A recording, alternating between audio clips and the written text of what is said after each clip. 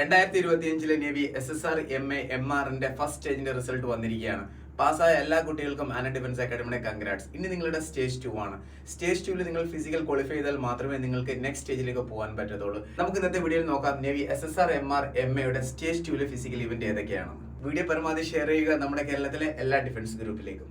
Cadets ആൺകുട്ടികൾക്ക് വേണ്ടിയിട്ടുള്ള first event ആണ് 1.6 കിലോമീറ്റർ റണ്ണിംഗ്. ഈ 1.6 കിലോമീറ്റർ റണ്ണിംഗ് 6 മിനിറ്റ് 30 സെക്കൻഡിനുള്ളിൽ ഓടിയെത്തിരിക്കണം, എന്നാൽ മാത്രമേ ക്വാളിഫൈ ചെയ്യാൻ പറ്റത്തുള്ളൂ.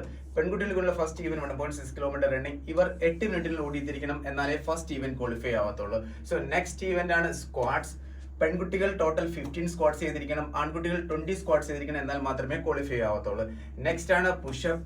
ആൺകുട്ടികൾ 15 പുഷപ്പ് ചെയ്തിരിക്കണം, പെൺകുട്ടികൾ ഇവിടെ 10 പുഷപ്പ് ചെയ്തിരിക്കണം. പെൺകുട്ടികൾക്ക് വേണമെന്നുണ്ടെങ്കിൽ പാർഷ്യൽ പുഷപ്പ് ചെയ്താലും മതി, അവർ അവിടെ ക്വാളിഫൈ ആവുന്നതായിരിക്കും. സോ ഫൈനൽ ഫിസിക്കൽ ഈവന്റ് ആണ് സിറ്റപ്പ്. ആൺകുട്ടികൾ 15 സിറ്റപ്പ് ചെയ്തിരിക്കണം, പെൺകുട്ടികൾ 10 സിറ്റപ്പ് ചെയ്തിരിക്കണം, എന്നാലേ ഇവർ ബെന്റിനി സിറ്റപ്പ് എന്നൊരു ഇവന്റ് ക്വാളിഫൈ ആവത്തുള്ളൂ. അപ്പോൾ navy SSR and MR and MAയുടെ ഫിസിക്കൽ ഇവന്റിന്റെ എല്ലാ കാര്യങ്ങളും ഡീറ്റെയിൽ ആയി നിങ്ങളോട് ഷെയർ ചെയ്തിട്ടുണ്ട്. വീഡിയോ ഒന്ന് ഷെയർ ചെയ്യണം നമ്മുടെ കേരളത്തിലെ എല്ലാ ഡിഫൻസ് ഗ്രൂപ്പിലേക്കും.